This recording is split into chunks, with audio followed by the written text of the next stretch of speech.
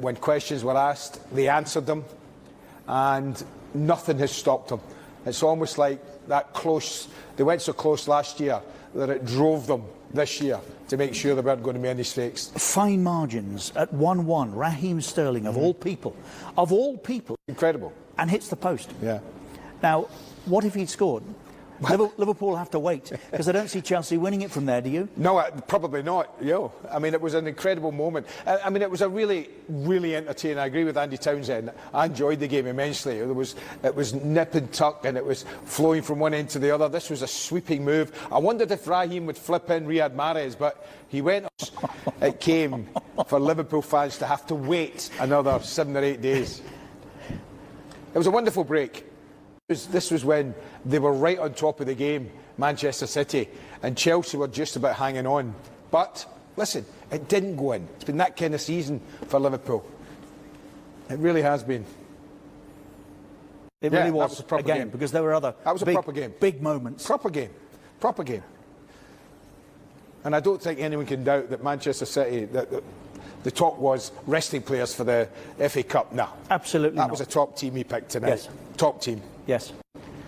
And for 20, 25 minutes in the second half, they were asking questions. He lets him get away. That's unlike Manchester City. Well, he tried, didn't he? He did, but he didn't do it properly. He wasn't Fernandinho.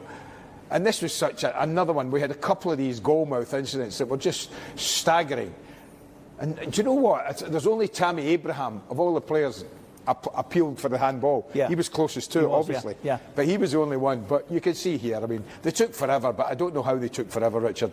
Because as soon as it comes back in now, you see the left hand just going, knocking away there. I mean, it was just extraordinary. And the one Kyle Walker got off the line. And as you say, Raheem Sterling nearly bent one in the corner. You didn't know which way it was going to fall. I think that was the thing. And although they had the majority of the possession, Chelsea was so much of a threat. Any time they broke, they really looked at they could do more than what they were. Always a penalty. Always a penalty. Always a penalty. Let's get to Anfield, where Matt Critchley is waiting to talk to us. Matt, what's happening there? Yes, well, they didn't necessarily want a gathering of fans outside Anfield for obvious reasons, Richard, but that wasn't going to stop many, many Liverpool supporters from gathering outside the Kop in the last few moments when fans outside Anfield for obvious reasons, Richard, but that wasn't going to stop many, many Liverpool supporters from gathering outside the Kop in the last few moments when that result was complete, when it was finalised and announced that 30-year wait was over. We've had fireworks, flares, banners, the champions' posters have already been published, and you can probably see the scene. In fact, I'll move out of the way so you can see the scene a bit better. This is outside Anfield to 1,000 Liverpool supporters gathering here to celebrate, as I say, finally, after all those years, they are league champions once again, and I think the celebrations are going to last well into the night. Oh, absolutely. And we should say, if we're to be serious about what has happened these past 10 weeks, that this is not what Liverpool wanted. This is not what we would have wanted either, but for me was an inevitability. And when I look at various scenes around the UK today, various different beaches that have been inhabited and inundated with people, I look, I probably shouldn't say this, but I get it. I understand Liverpool fans wanting to support. We all get it. And I haven't got a problem with it, Andy, with so much else that's been going on. 30 years, Matt, for goodness sake. Yeah, I mean, I echo your sentiments, Richard. We can't condone what's happening here.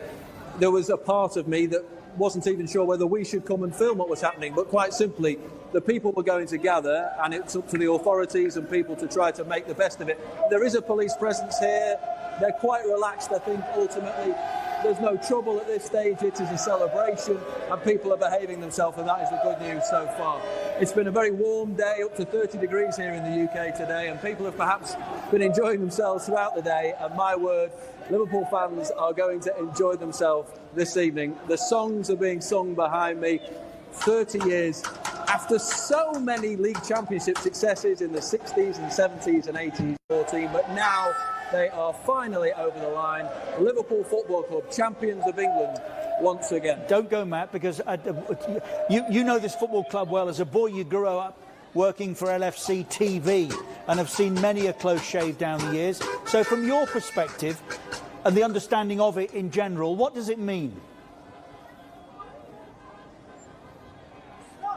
I think it means everything, and for people that don't know the history of Liverpool and for people that don't know too much about the football club, they might think, why not the Champions League? The Champions League's a more prestigious tournament, a more prestigious trophy than the Premier League.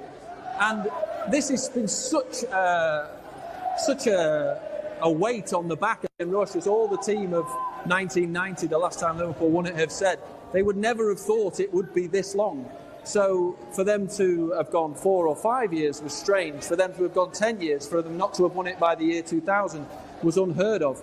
They couldn't possibly have thought it would be 30 years. We remember Manchester United, of course, famously waiting more than 20 years to win a league, and a lot was made of that. But for Liverpool, the league championship was the bread and butter year in, year out. In the 60s under Shankly, the 70s under Paisley, and the 80s under Fagan and Dalglish. They won the league championship year upon year. It was, second fiddle for Liverpool Football Club.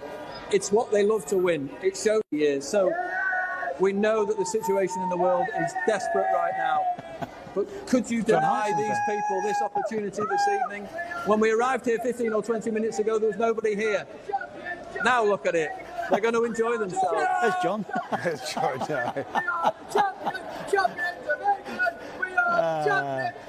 Matt, come back. Where are you? Andy said to me earlier. Has he gone? He's back. Andy said to me earlier, I grew up on the back end of the Shankly era. Does Klopp mean to this generation what Shanks did to mine? Absolutely, absolutely, because that is now what Jurgen Klopp means to these people. They've waited, we've said it many times, 30 years. So for Rafa Benitez to deliver the Champions League, put him on a level, for Brendan Rodgers even to come close to delivering the league title, means that he is still held in great affection by Liverpool Football Club. But for Jurgen Klopp to have delivered this league championship and done it in the way that Liverpool have done it this year means he is right up there straight away with Shankly, with Paisley, with Dalglish. These people will always love Jurgen Klopp. You can't see it behind me now, but there is a statue of Bill Shankly, the Shankly Gates and the Bill Shankly statue in the distance behind me there. Don't be surprised if there's a petition for a Jurgen Klopp statue to be going up in the not too distant future, because this for Liverpool is massive, and Jurgen Klopp is the new hero of Anfield. Matt, thank you. Yeah, you just be careful there, Matt. Remember? Be careful. Stay safe, you. Yes, and thanks for turning out tonight, Matt. Matt's absolutely right. That party hasn't even started yet. Oh, no. That will go on for a good time. Yeah. Chelsea, well done on their win tonight, and put a little bit of daylight between themselves and the chasers for fourth. But this is the story this evening, that Liverpool, after 30 years, have won the title. That you can't argue. Jason mentioned Jordan Henderson. Yeah. What a climax to his career. Oh, yeah. The last 3 or 4 years. It's not finished. It's not finished. A player that Sir Alex Ferguson looked at and said, couldn't run. It doesn't run properly. I remember that.